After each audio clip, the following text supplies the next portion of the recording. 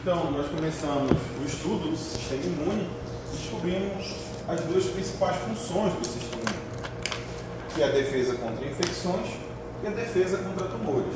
Eu espero que vocês tenham estudado assim, né? Eu espero, mas não dá para garantir. Esse sistema imune, ao executar a sua função, ele pode causar dano às células.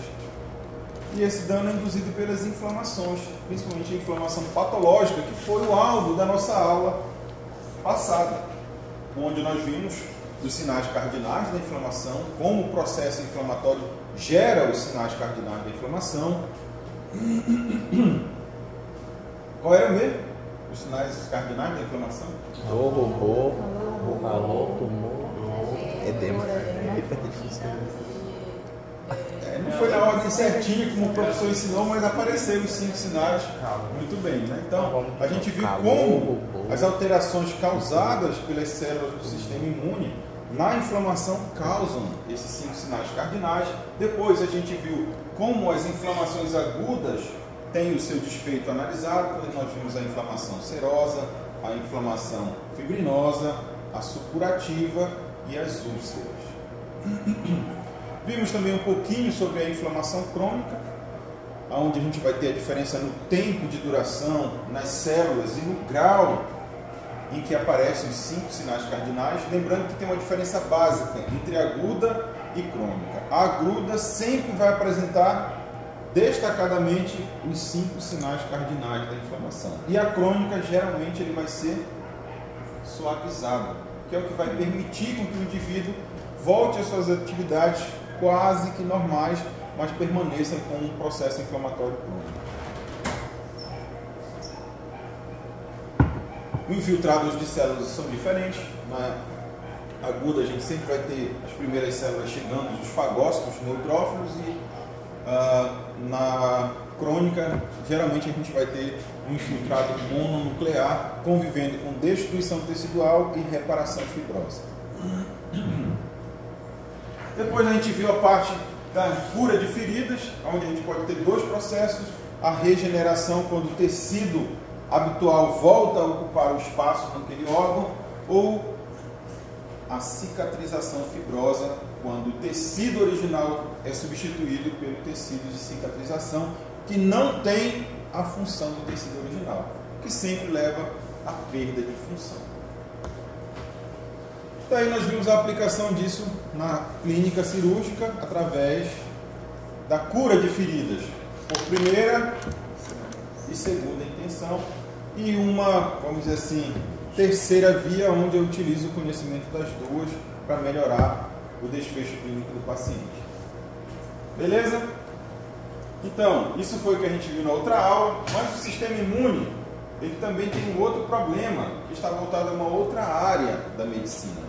Ele consegue reconhecer e responder a enxertos de tecido e proteína. Então, toda vez que se tenta transfundir tecidos de um organismo, mesmo da intraespécie, entre espécies, o corpo consegue reconhecer esse tecido, esse órgão, como externo, como estranho, e ele monta respostas inflamatórias que destroem esses tecidos.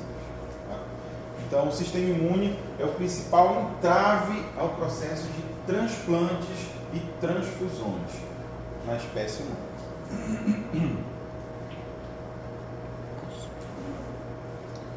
E aqui é coisa da aula, né? Manipulação do sistema imune, classificação do sistema imune, imunidade inata, imunidade adaptativa, que a gente já viu, o tempo de ação das duas, imunidade inata de 0 até 12 horas, do processo inflamatório, e a imunidade adaptativa começa a, vamos dizer assim, ser ligada a partir de 12 horas do processo de inflamação. Mas ela vai estar ativa ali por volta de 5 dias ou mais, tá? Após o início do processo inflamatório. Características, a gente já viu isso daí, quer dizer, eu espero que vocês tenham visto isso daí também, que não estava nos objetivos da nossa aula.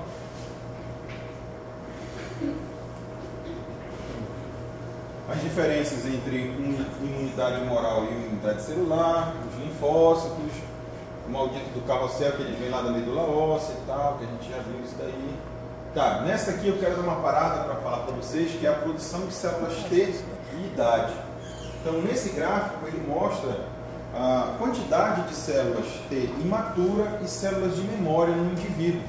E elas se interlaçam ali a partir de um certo momento. Então, vejam que ao nascimento o indivíduo tem 100% dos linfócitos como células imaturas, células T imaturas. Por quê? Ao nascimento, ele ainda não entrou em contato, teoricamente, com nenhum patógeno. Então, ele não tem nenhuma célula de memória. Todas as células T dele são células T imaturas. Com o avançar da idade, a produção de células T, ela tende a reduzir. E as células T de memória tendem a aumentar. Então, aqui por volta dos 12 anos, o indivíduo já tem uma carga razoável, né, de células T de memória, mas ainda produz muitas células T imaturas. É isso que dá uma diferença, por exemplo, no hemograma de crianças. É comum no hemograma de crianças, entre 1 ano e até 12, ali perto dos 12, ter uma linfocitose. E aí, se eu perguntar para vocês por que é comum ter uma linfocitose, porque até os 12 anos a produção de células T é muito grande na criança, para que ela monte seu exército de memória. Mas a memória só ocorre pelo contato. É por isso que sempre se fala, esse menino é cheio de alergia, porque quando ele era pequeno, a mãe não deixava nem pisar no chão. Já era de tênis, de meia, até luvinha botava na mão dele. O que faltou para ele? Faltou a exposição com os antígenos ambientais aqui. E isso faz com que, teoricamente, né, que isso é uma teoria, a teoria da higienização, explique o aumento das doenças.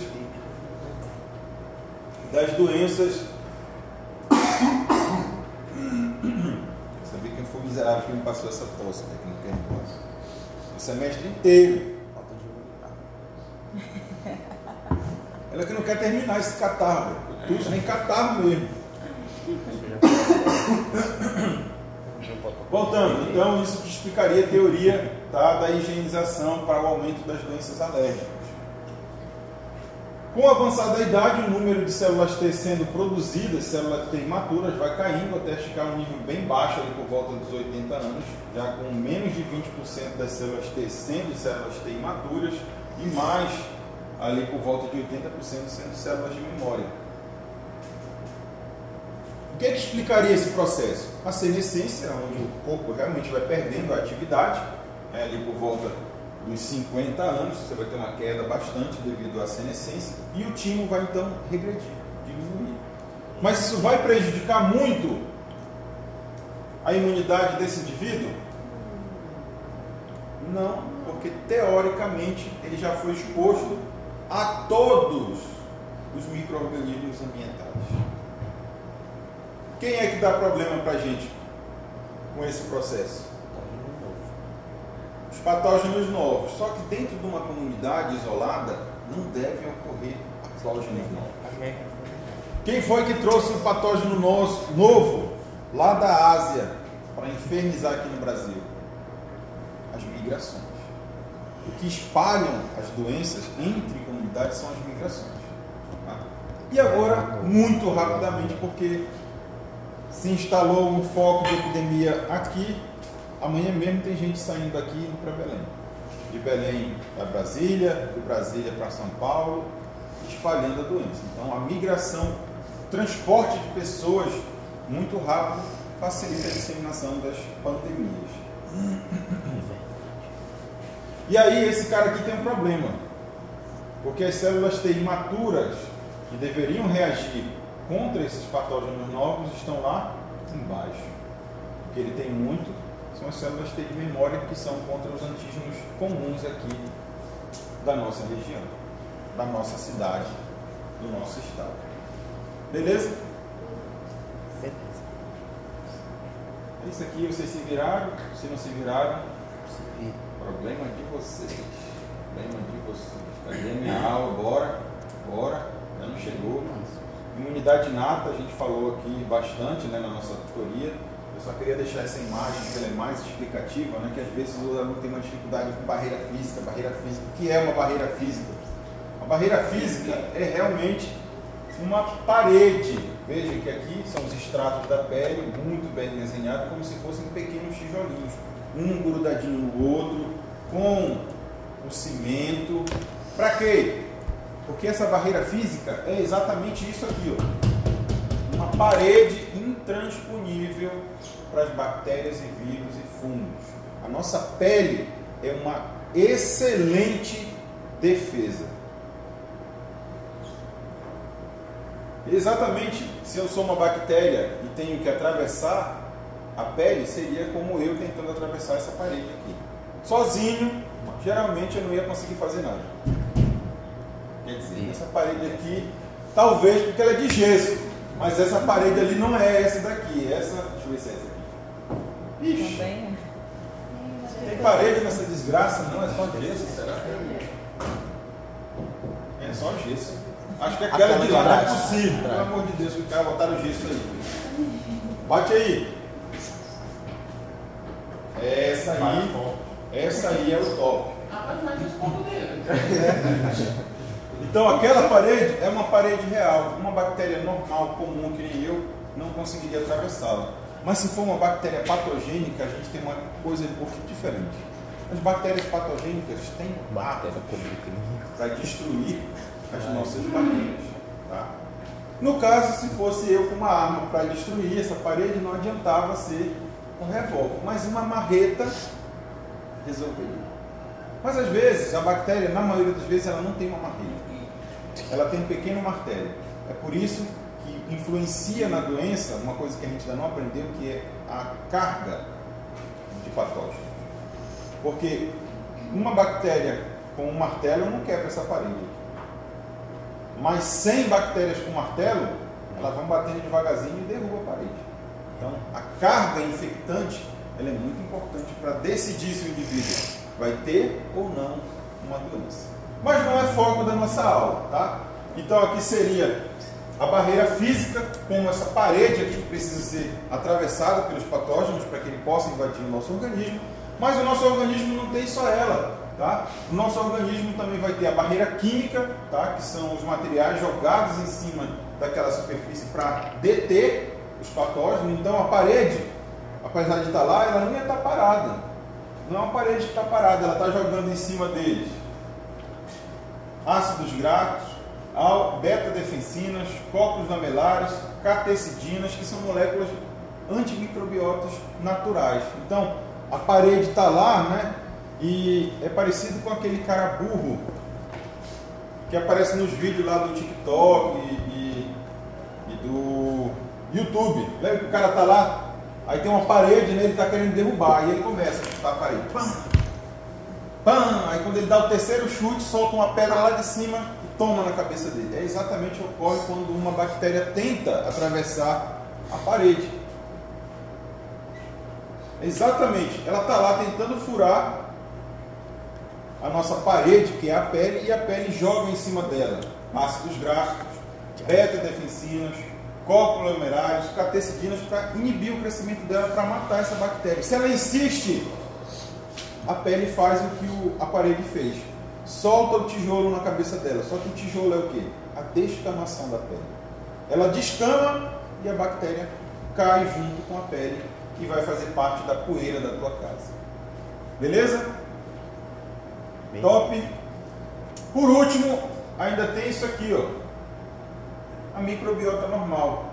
Pensa na microbiota normal, vocês aqui nessa sala e eu com um martelo. Vocês querendo assistir a aula e o filho da mãe martelando a parede lá atrás. E aí o que vai acontecer? Vocês não vão aceitar esse cara no mesmo ambiente que vocês. Pela competição, alguém vai ser expulso. Ou vocês na base da martelada, ou eu na base da bicuda. É assim que funciona. O cara está lá perturbando o ambiente, vocês são a microbiota normal. Ou a microbiota normal vai ser expulsa na martelada, pelo patógeno, ou o patógeno vai ser expulso na bicuda, pela microbiota. Esse é o processo da barreira biológica de competição. Beleza? Agora o resto. Ah, essa pergunta aqui eu não podia deixar passar. Ainda bem que eu deixei ela no meu slide. Depois de tudo isso, tu não consegue me responder? Qual é o primeiro passo para uma infecção microbiana no organismo? Pega, depois dessa aula fez lógica, né? Tô achando até que vocês estão com a minha cabeça aí no lugar de vocês. Exatamente. Tá esperto agora, né, velho? Então, exatamente, né? Se depois desse processo todo de explicar as barreiras físicas, a barreira química, a barreira biológica, para que se instale uma infecção no organismo, precisa primeiramente que esse patógeno vença as barreiras. Senão ele nem começa nada.